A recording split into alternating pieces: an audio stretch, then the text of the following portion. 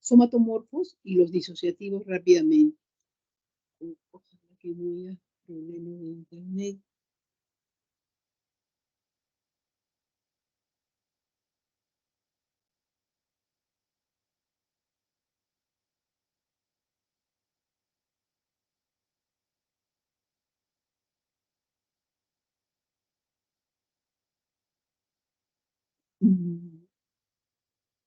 Ustedes pueden ver, yo veo que no puedo precisar, están corriendo las...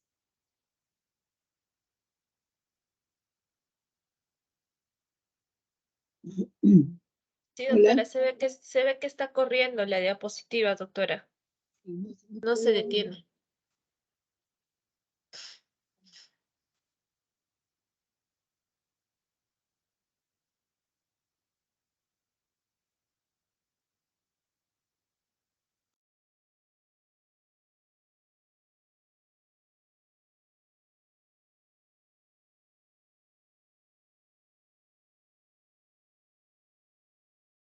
Muy lento mi internet.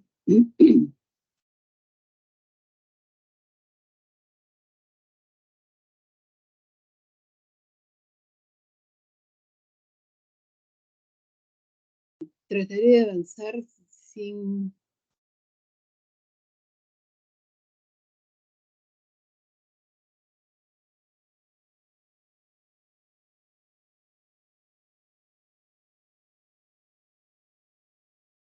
Bueno, en relación a los trastornos somatomorfos, tenemos que decir que son los trastornos psiquiátricos más frecuentes en la práctica médica general.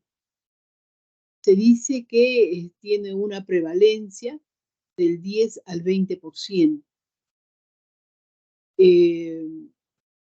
Un 25 a 75% de las visitas que se hacen a los médicos en la atención primaria son debidos a problemas psicosociales y que van los pacientes acudiendo por una forma de presentación somática. En la mayoría de los casos, estos cuadros son tratados, son recepcionados por médicos internistas, por neurólogos, por médicos generales.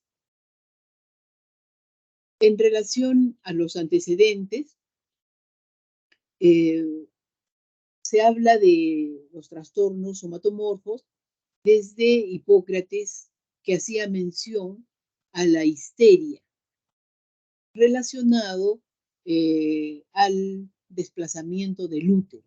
De ahí viene esta denominación. En la Edad Media, que se atribuía estos cuadros a cuadros con efectos o valor demoníacos o de espíritus, ¿no? O de malos espíritus. Posteriormente, Jean-Martin Charcot, en sus estudios y sus trabajos para neurología, hacía mención a la histeria mayor, describiendo lo que serían los casos de las pseudocrisis o pseudoconvulsiones.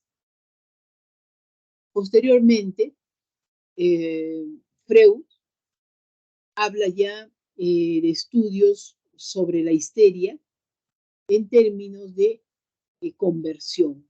Entonces, por primera vez ya se le da este término a un poco más médico que psicológico o interpretativo.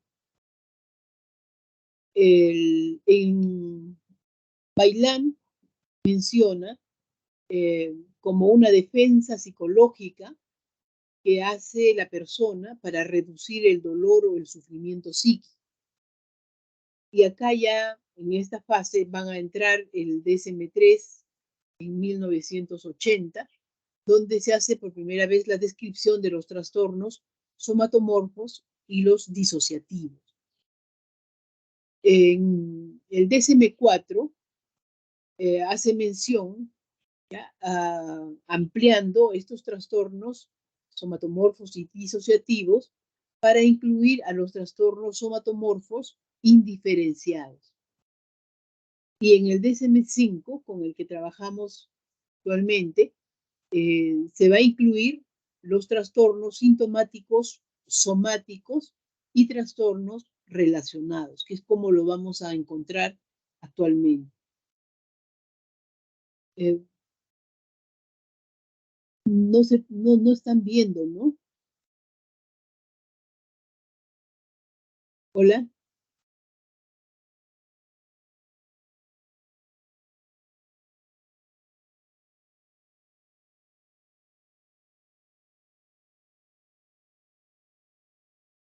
Hola, ¿están ahí?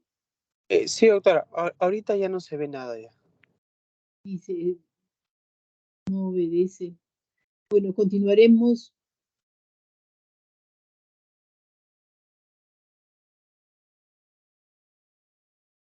Bien, habíamos visto esto, el desarrollo de los antecedentes, ¿no? Cómo es que estaba siendo descrito esta patología de los trastornos somatomorfos. Bueno,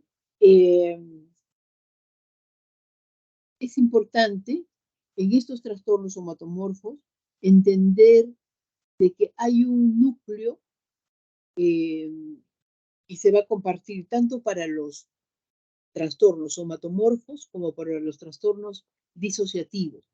Ese núcleo sería una reacción exagerada ante un factor estresante que se denominaría conflicto psíquico. Entonces, si la respuesta a este conflicto o a este dolor es con respuestas somáticas, vamos a estar dentro del cuadro somatomorfo. Si la respuesta es psicológica, vamos a estar dentro de los trastornos disociativos. Una manera para poder entender, ¿no?, cuándo va a ser un trastorno disociativo, cuando las respuestas son psíquicas, y cuándo un trastorno somatomorfo, cuando las respuestas son somáticas. Bien. También se dice que el paciente pudiera responder de dos maneras. Una es que invente o simule los síntomas. Y cuando inventa los síntomas, por alguna motivación, que podría ser una ganancia secundaria como la de sentirse enfermo para recibir atención, entonces se van a llamar los trastornos facticios. Pero si el paciente inventa o simula, pero lo hace intencionalmente, sabiendo que está simulando, entonces este no es un trastorno. Y acá sería el grupo de la simulación, los simuladores. ¿Por qué lo harían? Porque están buscando alguna ganancia secundaria del tipo legal para no ir a la cárcel, para no pagar una pensión en caso de demandas o denuncias, ¿no? Entonces, ahí estarían los otros dos cuadros facticios y de simulación. Ahora, el otro grupo de pacientes que no inventa, pero que hay una alteración anatómica o funcional, ¿ya? Entonces estamos frente a los trastornos psicosomáticos. Mientras que el otro grupo que no inventa, pero a la exploración, encontramos todo normal, no hay incongruencias en el examen físico con el de laboratorio, y entonces acá estaríamos dentro de los trastornos somatomorfos. Bien. ¿Cuáles son los tipos de los trastornos somatomorfos? Según la DSM-5, sería el trastorno de síntomas somáticos, el trastorno de ansiedad por enfermedad, llamada hipocondría, los factores psicológicos que afectan a otras afecciones médicas, los trastornos facticios que estábamos hablando, los trastornos somáticos y los trastornos relacionados no especificados. Y el otro sería los trastornos somáticos y trastornos relacionados sí especificados. Según la CIE-10, se incluye el trastorno disfórico corporal. Es como una nueva categoría que se está añadiendo para el CIE-10. Bien. ¿Cuál es la etiología de todos estos trastornos somatomorfos? Tenemos los factores psicosociales que estarían dados por una comunicación social donde el niño desde pequeño aprende a comunicarse llamando la atención de esta manera. Entiende que si expresa o exagera el dolor para llamar la atención, va a ser por aprendizaje cómo va a comunicarse socialmente, cómo va a llamar la atención. Por otro lado, también se encuentran, por supuesto, en hogares inestables o en hogares donde hay padres que maltratan a los niños o hay maltrato infantil. En estos factores psicosociales también podemos describir al psicoanálisis, ¿no? Donde serían respuestas de tipo hostilidad, de deseos reprimidos, ¿no? O de conductas inmaduras. Principalmente dentro de los factores psicosociales, como respuesta etiológica a este cuadro somatomorfo, están pues la teoría del aprendizaje, ¿no? La teoría de todos los conductistas. La otra causa etiológica serían los factores genéticos, que serían en un 10 a un 20% estaría dado por respuestas en familiares, y el otro sería el hallazgo en gemelos dicigotos en un 10%. También tenemos los factores biológicos. ¿Cuáles serían esos factores biológicos? Se encuentra una evaluación con defecto o defectuosa en las bases neuropsicológicas, en estas vías que conducen estímulos somatosensitivos, ¿no? Donde llevan la sensación del dolor. Entonces, manifestarían por esa respuesta defectuosa una exageración del dolor.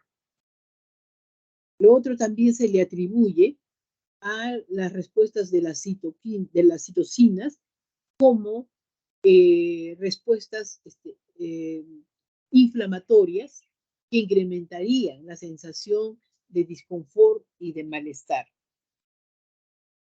Bien, en estos trastornos de síntomas somáticos y trastornos relacionados, recuerden, estamos viendo el DSM-5, constituyen un grupo de entidades que tienen en común síntomas físicos que sugieren un trastorno médico, para el cual no existe una afección física demostrable o hay pruebas insuficientes. Hay una relación con los factores psicológicos, no están bajo el control voluntario del paciente, los síntomas no se producen intencionalmente. Estos trastornos con síntomas somáticos tienen una prevalencia del 5 al 7% en la población general. 20% se atiende en la atención primaria y un 1% de la población general van a tener síntomas somáticos persistentes.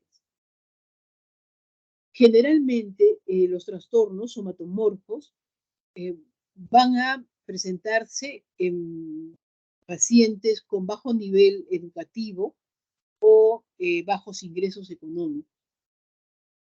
1/3 de esta población va a tener comorbilidad con trastornos de personalidad. Ahí estarían personalidades muy ansiosas o depresivas. También van a cursar o asociados a personas que consumen alcohol o drogas.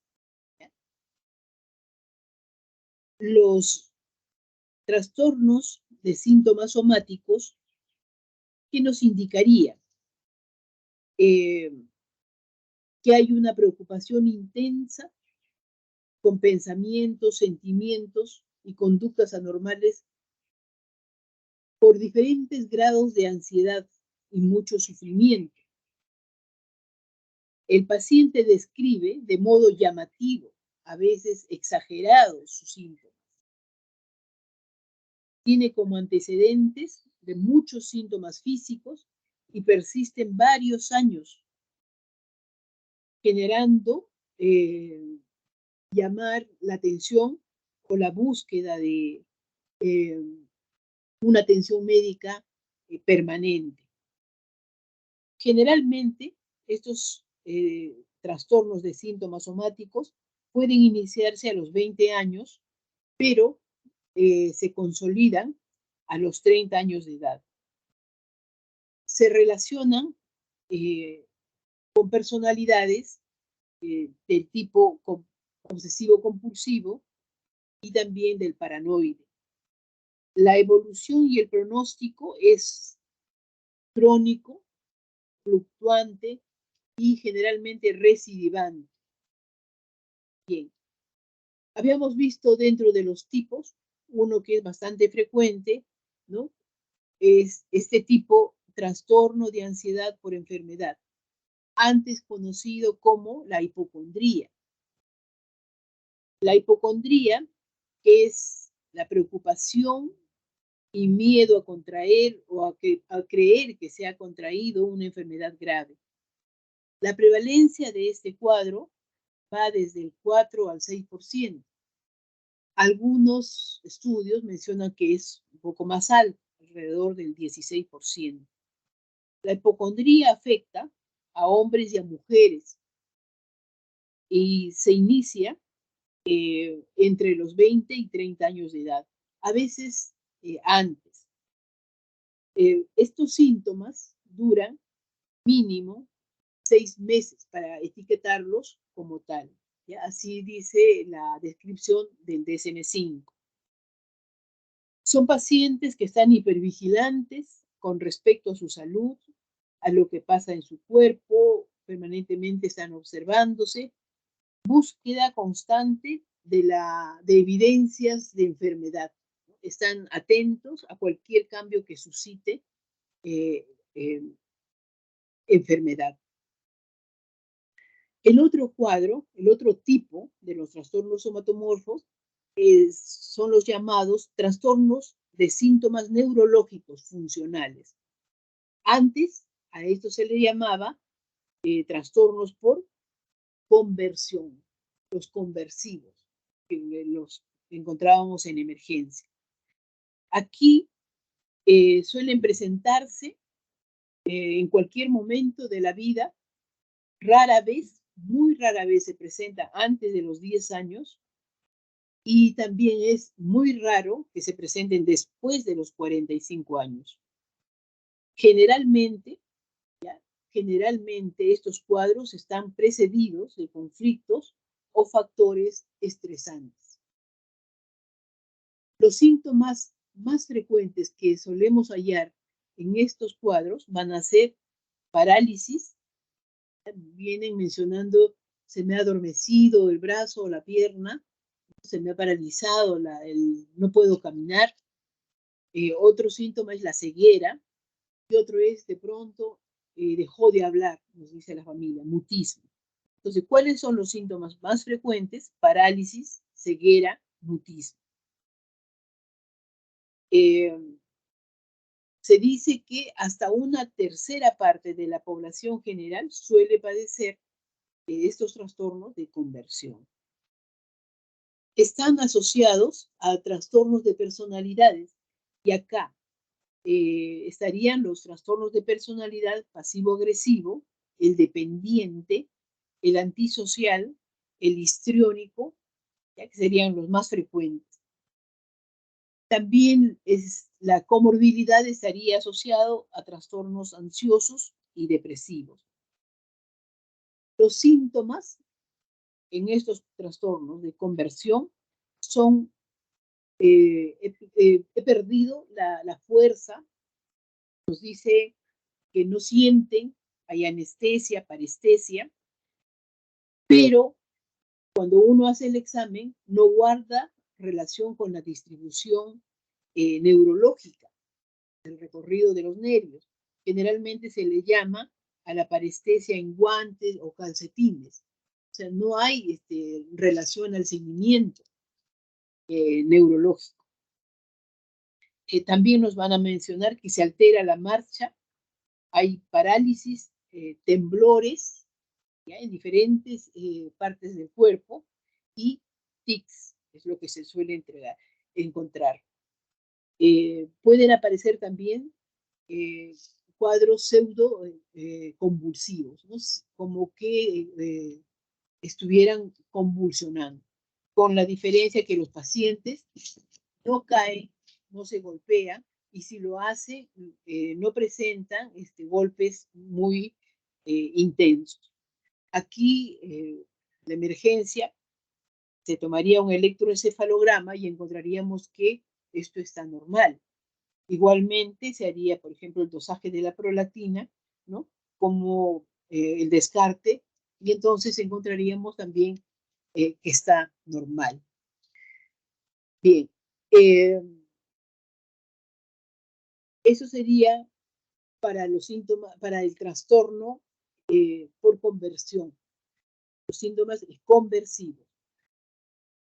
También podemos encontrar, habrán escuchado ustedes este cuadro descrito como la bella indiferencia.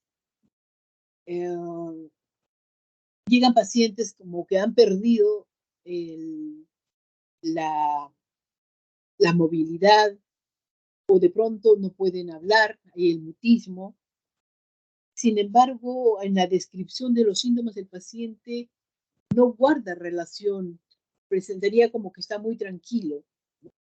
Entonces, a esta actitud de no sincronía entre la magnitud del cuadro y la expresión al examen físico se le denomina la bella indiferencia.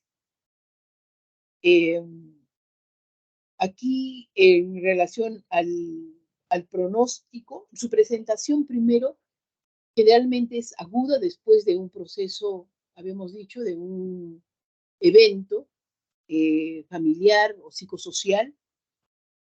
Generalmente son de corta duración. Se dice que un 95% remite espontáneamente. Se puede catalogar en reglas generales de buen pronóstico cuando hay parálisis, afonía y pérdida de la visión. Imagínense un paciente que ha perdido la visión de un momento a otro. Sin embargo, cuando describe al examen, no se le ve tan preocupado cuando esto fuera otro cuadro. Entonces, a ese se le denomina la bella indiferencia. Es de mal pronóstico encontrar pacientes que tengan pseudoconvulsiones o temblores, en reglas generales. Esto es para los trastornos de síntomas neurológicos funcionales o los trastornos conversivos. Bien.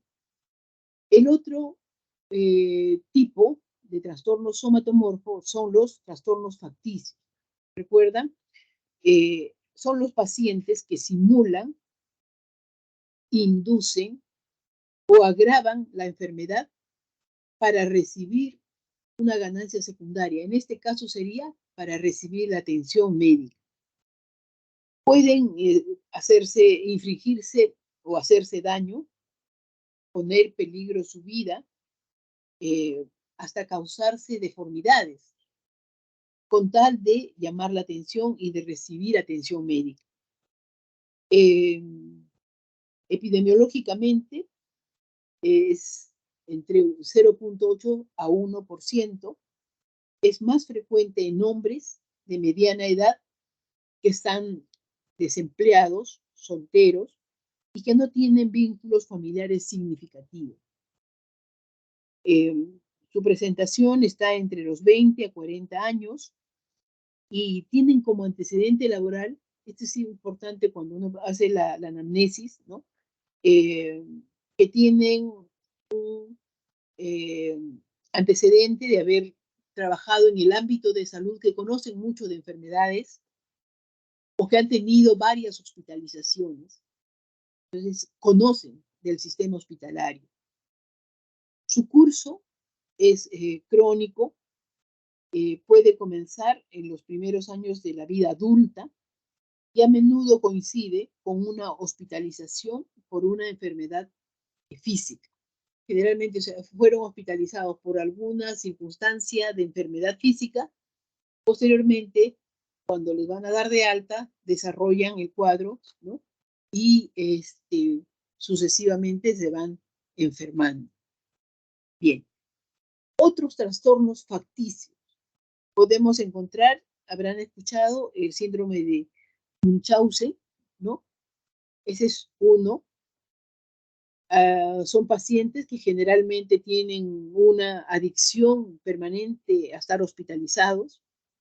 Se les va a encontrar antecedentes de cirugías frecuentes abdominales, por eso se les denomina abdomen en reja. Tienen una capacidad para presentar síntomas físicos y son tan convincentes para poder lograr hospitalizarse, ¿ya? Muy parecidos, ¿no? A los pacientes facticios, ¿no? El otro trastorno facticio es llamado el trastorno facticio por poderes, ¿ya? Aquí no es el paciente, sino es el cuidador. El cuidador que permanentemente está detrás de la atención médica, buscando la hospitalización.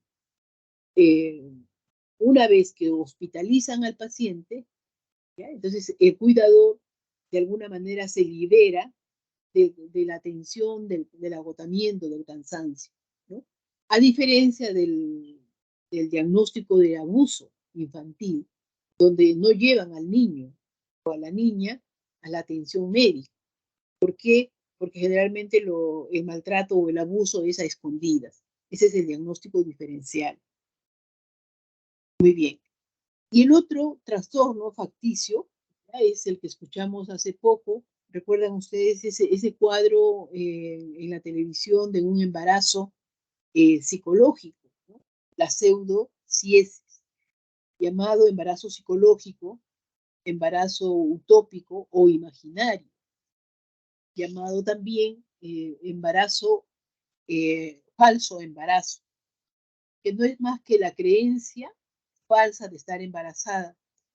Se asocia a síntomas y signos de embarazo, es decir, náuseas matutinas, vómitos, incluso crecimiento del abdomen, ¿no? Que puede ocurrir a un deseo desmedido de la mujer de ser madre. o a un miedo patológico, inconsciente de quedar embarazada. Entonces, esto en la emergencia, simplemente con una ecografía se va a encontrar que el útero está vacío. Es la pseudodiesis, ¿ya?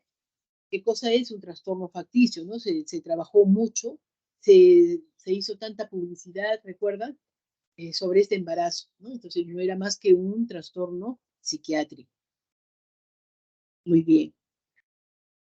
El diagnóstico diferencial de los trastornos, ¿ya? En general, de los trastornos de síntomas somáticos, hay que hacerlo con las diferentes enfermedades médicas, empezando o priorizando las neurológicas, para descartar los cuadros conversivos, que son bastante frecuentes. Igualmente con la esclerosis múltiple, el lupus, el eritematoso sistémico, ¿ya? Las enfermedades metabólicas, tipo hiperparatiroidismo. También hay que descartar depresión y ansiedad, también esquizofrenia. ¿Ya?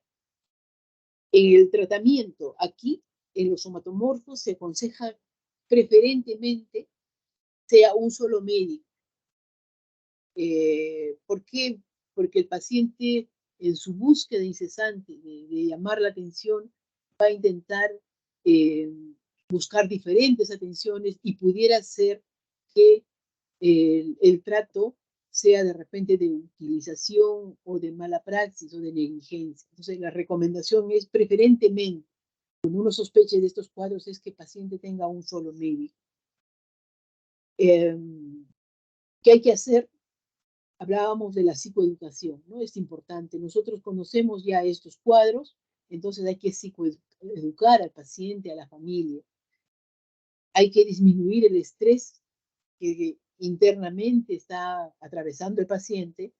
Entonces, para ello, recomendaremos las terapias de relajación, etc. La hipnosis es una buena alternativa, especialmente lo recomiendan en los trastornos conversivos. La terapia conductual también. Podemos hacer la terapia individual y grupal si es necesario el uso de los IRS, los inhibidores selectivos de la recaptación, ya lo conocen ustedes, o las benzodiazepinas para poder calmar la ansiedad. Sin embargo, recuerden ustedes que estamos en pacientes, por ejemplo, del grupo de los trastornos facticios. Entonces vamos a generar dependencia. Entonces hay que hacerlo muy sutilmente, el uso de las benzodiazepinas. En relación a los trastornos facticios, sí hay que subrayar que el tratamiento, que por lo general no hay un solo tratamiento que haya dado buen resultado, ¿no? Generalmente hay que hacer uso de diferentes alternativas con las recomendaciones de que disminuir el estrés, el abordaje de la causa de este trastorno y nos ayudaría la terapia conductual en estos casos. Bien, ese es el diagnóstico diferencial. Entonces, con eso estaríamos viendo los trastornos somatomorfos. En relación a los trastornos disociativos, vamos a decir que es un mecanismo, que es la disociación, ¿no? La disociación se va a presentar como un mecanismo de defensa. Algunos elementos de la experiencia consciente, real, se desconectan de los demás elementos de esta experiencia ante un sufrimiento intenso o un bloqueo al afrontar una situación muy traumática. Recuerdan ustedes cuando vimos, ¿no? El núcleo que unía era un factor o un conflicto estresante. Y habían dos respuestas somáticas y respuestas psíquicas. Estamos ahora en las respuestas psíquicas, que serían los disociativos. Bien, ¿cuáles son los tipos de estos trastornos disociativos? Tenemos la amnesia disociativa, llamada también amnesia psicógena. Puede haber con fuga o sin fuga, y entonces describimos la fuga disociativa. También tenemos los trastornos de identidad disociativa, antes llamada personalidad múltiple, los trastornos de despersonalización y desrealización, y los trastornos disociativos no especificados. ¿Qué más en relación a esto? Es hablar un poco sobre la amnesia disociativa, ¿no? En la disociación, la amnesia disociativa es un componente común a todos los trastornos disociativos. Esto sí es para todos estos tipos, ¿no?, de trastornos disociativos. Es la incapacidad para recordar la información personal importante, generalmente de naturaleza traumática o estresante. No puede explicarse en base al olvido normal, ni es debida a una enfermedad o a un daño cerebral. Generalmente el tipo de amnesia que se afecta es la retrógrada. En algunos casos solo se afecta al momento actual, al evento traumático. ¿De qué eventos hablamos? Un accidente de tránsito, atentados terroristas, abuso sexual, ya dijimos asaltos, ¿no? En relación a la epidemiología, generalmente de 2 al 6% de la población. Acá no hay diferencia entre varones y mujeres. Se puede manifestar en etapas avanzadas de la adolescencia y durante la vida adulta. También es frecuente hallarlos en veteranos de guerra, ¿no?, que han vivido eventos traumáticos durante la experiencia de la guerra. No encontramos en niños porque su madurez emocional no va a permitir expresar la descripción de estos síntomas. Entonces el niño lo único que hace es se bloquea, y más bien la presentación de los síntomas ya es en la edad adulta. Muy bien.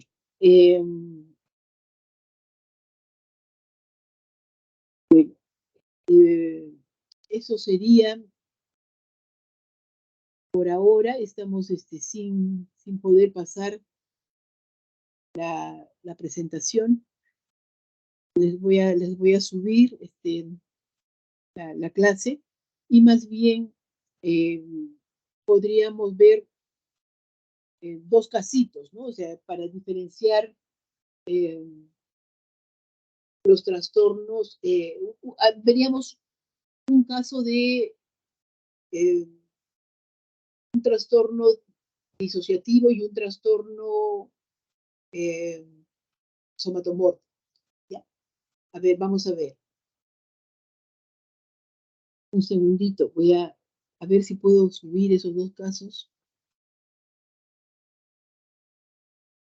Bien, creo que sigue dando la vuelta. Mire, es un señor de 28 años, trabaja en una fábrica, ingresa refiriendo que había perdido la visión en el asiento trasero de un taxi mientras regresaba a su hogar. Él estuvo participando en un equipo de fútbol donde en algún momento le cayó la pelota golpeando la cabeza, no tan intenso.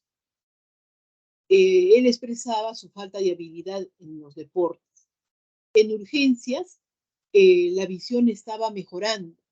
Cuando se le hacía la pregunta, llamaba la atención que tenía la visión borrosa, pero estaba mejorando.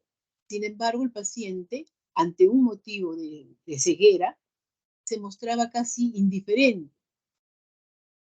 La exploración pupilar y oculomotora estaba normal. Entonces preguntamos, ¿cuál sería el diagnóstico más probable? ¿Están escuchando?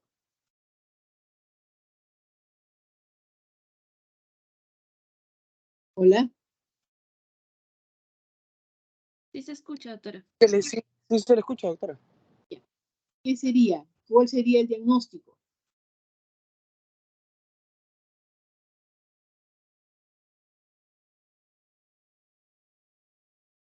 Estamos diciendo que es un paciente de 25 años que regresa a su casa y se encuentra que pierde la vista. Sin embargo, al examen, ¿no?, está ciego y sin embargo su actitud no es tan angustiada o preocupada, ¿no? Entonces estaríamos frente a una descripción de la bella indiferencia y sería un cuadro de conversión.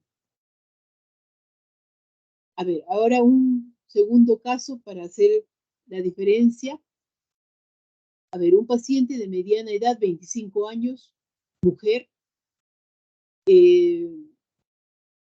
se queja de episodios intermitentes de distanciamiento de sí misma luego de estar haciendo una exposición. Dice, siento como que como que mi cuerpo se alejara del sitio, como que no reconozco el lugar.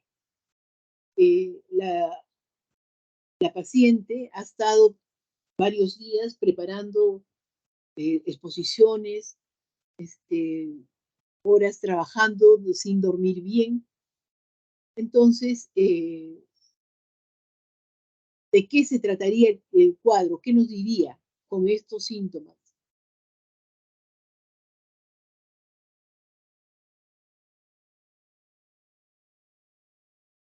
¿Nos aproximamos?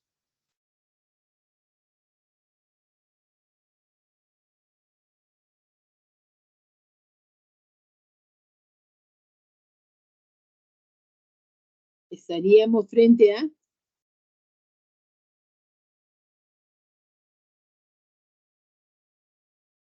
un trastorno de despersonalización o de desrealización. Muy bien. Bueno, es una lástima no haber podido subir la presentación, pero quedamos aquí. Cualquier pregunta, vamos a aclararlo en la clase que viene, que sería, a ver, ¿para cuándo nos toca? El día...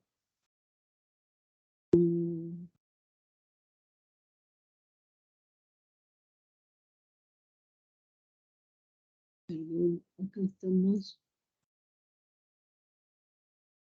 Para el 3 de enero. ¿Ya? El 3 de enero vamos a desarrollar psicoterapia y demencia y delirio. Y el 9 es el seminario de genética y trastornos mentales. Ahí es la presentación de todos, porque es un seminario, es el trabajo de investigación y la evaluación. ¿Ya? Entonces, ya aclarado esto, estaríamos resolviendo algunas preguntas para la clase siguiente, el 3 de enero, no se olvide. Bueno, quedamos acá. Buenas tardes. Está bien, doctora, muchas gracias. Doctora, ¿usted cree que le pueda compartir sus PPT